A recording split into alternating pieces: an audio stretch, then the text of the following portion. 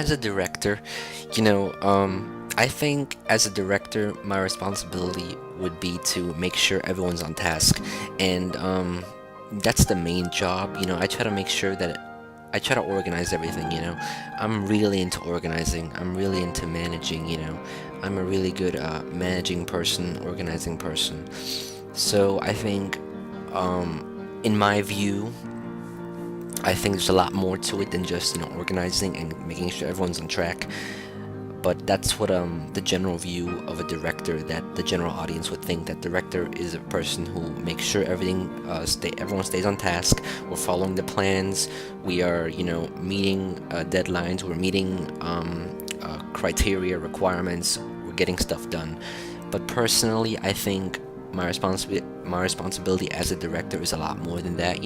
I think it's not just making sure that the production gets done. It's like I said earlier, it's making sure that the cast is happy. It's making sure that things that are not working get thrown out in the garbage. If there are problems, I feel like I'm the one responsible to solve those problems. Um, Cody, Mythcaster, yesterday we had a few problems. But there are times when one person cannot do everything. So, I would say a lot of help from the cast really does help me to keep going. It does help me to strive forward and to continue going forward. But in general, I think as a director, my responsibility would be to keep everyone on track. To make sure we're doing everything correctly. Overviewing everything on a general basis, and making sure that the cast is happy, and making sure that everyone is is doing okay.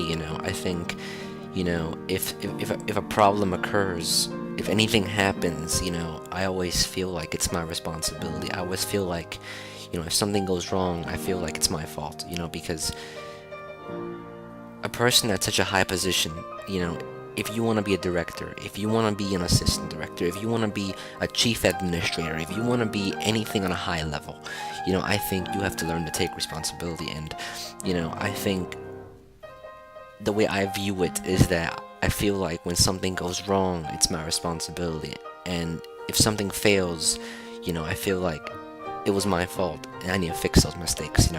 So I think, yes, as a director, you're supposed to make sure everything's on track, but I think there's a lot more to it. So I do that extra step, and I do take that extra responsibility on me, and I think that's what really helps this company strive.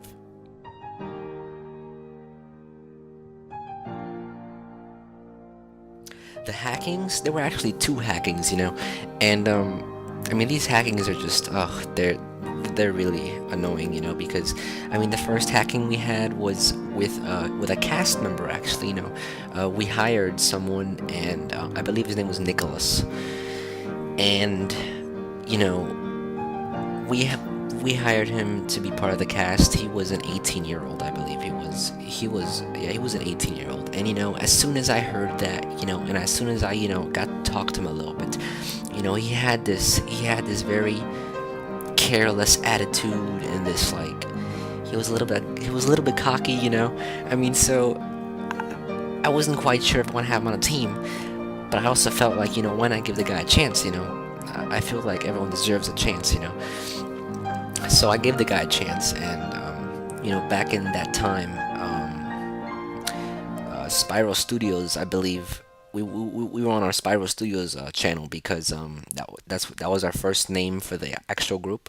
So Spiral Studios, we were on our Spiral Studios channel, and what happened was that this particular cast member by the name of Nicholas, I think that was his name. I can't remember quite sure, but I think that was his name. And he basically decided to take over our account, change our passwords, and basically do a really a low blow of hacking, really. And that's what really caused a huge mess in Spiral Studios. And 3 episodes of the Shadows of Greed were lost.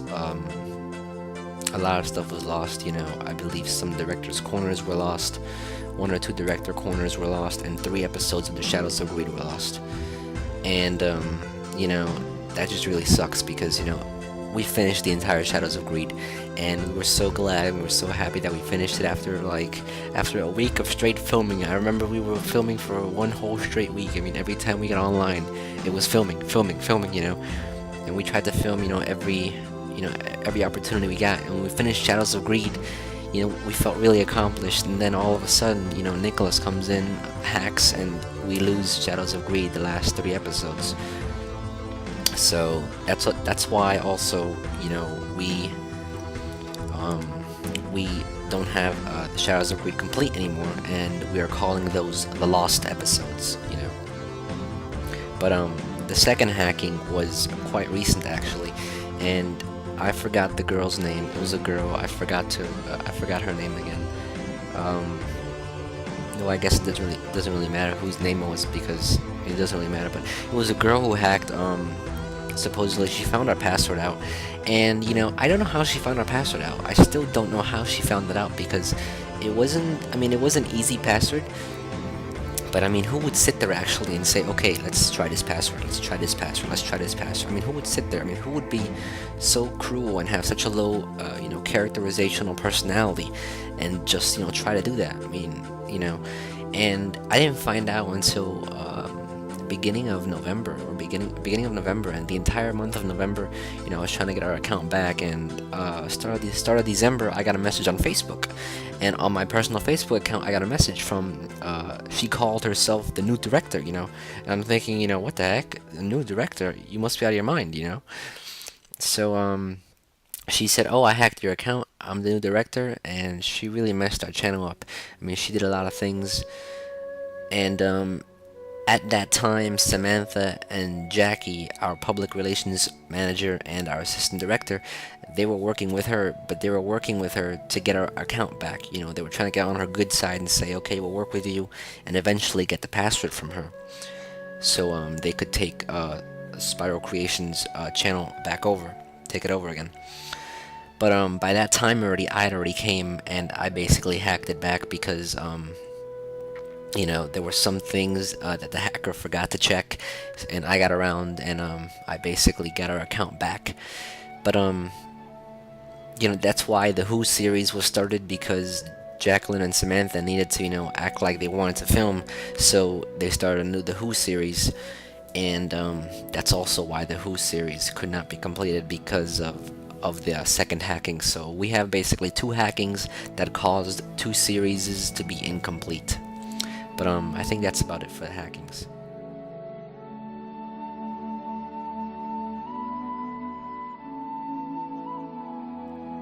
The hardest part of producing, I think the hardest part of producing, and I think this is for every producer, I think the hardest part of producing is just trying to get everyone online, or trying to get everyone to perform the scene the way you want it performed. I can tell you we have gone over probably 4 or 5 takes on some scenes, and I mean, some of them are stupid mistakes, but I understand because they're not seeing it the way I'm seeing it, so I have to basically convey the message to them the way I'm seeing it, and how I want them to perform the scene, and how I feel like it should be. So I think the hardest part is, trying to get the scenes perfectly.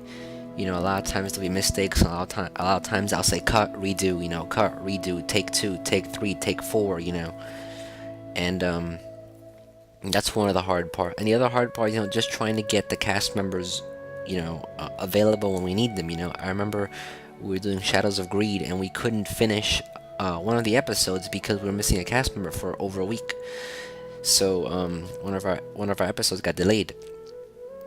So I think that's another hard part, and I think the last hard part is just trying to get everyone to work together, because I know sometimes you might have some cast members that may not be, completely happy with another cast member, or they don't, I mean, in the past we've had issues where some cast members got angry and they left. I think it was when we were filming The Lost House and filming Shadows of Greed.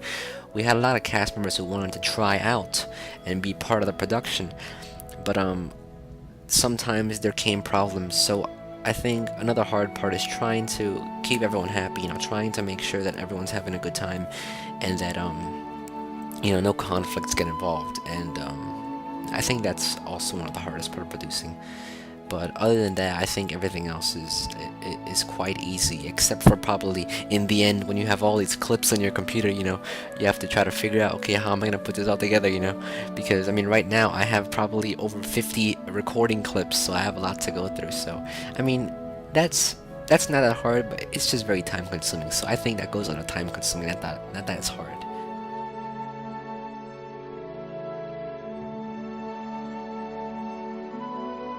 That's one of the things that still I try to figure out is how people know all this stuff.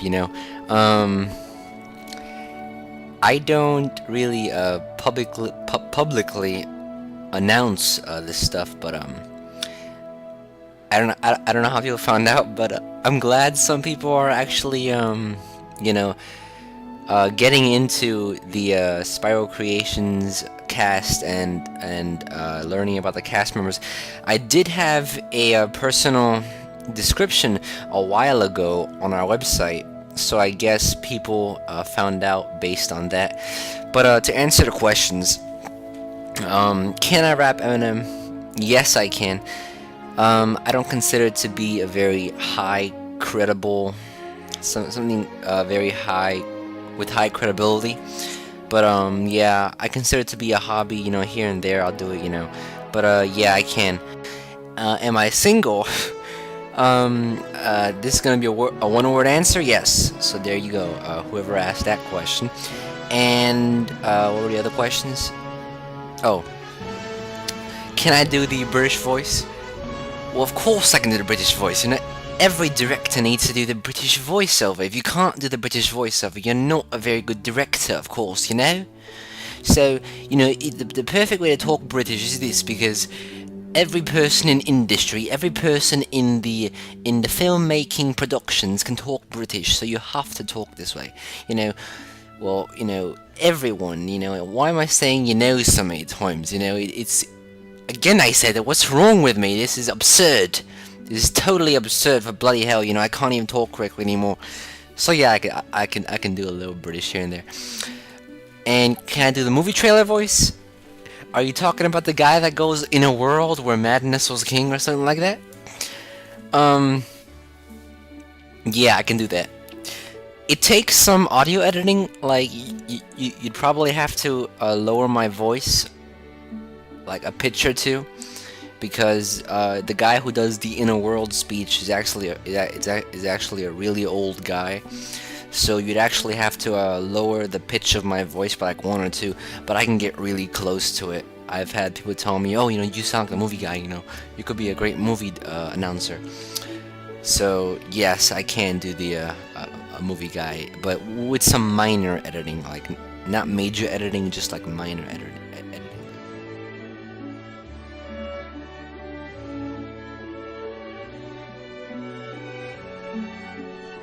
Can I sing a song for you? How about this? If you go on my channel, on my YouTube channel, GS Man Smart, it should be in the featured channel section on the Spyro Creations channel. It should be on the right side near the bottom. It's a featured channel. You click my personal channel, you'll see that I have some videos where I do some Eminem songs, and I think that'll cover that, because I mean, I don't want to take too much time up here. But as for the movie trailer voice, I guess I can do it real quick. But as I said, it sounds perfect if we do the audio editing, because I did it one time and I sounded exactly like the guy. But I guess we could do it real quick. Here we go. In a world where laughter was king, one man strives to become the next enemy. There you go. Add some minor editing with Audacity, and you can get a very close replica of the movie trailer guy. I forgot his name. I had his name, but I forgot it. I would have to look it up.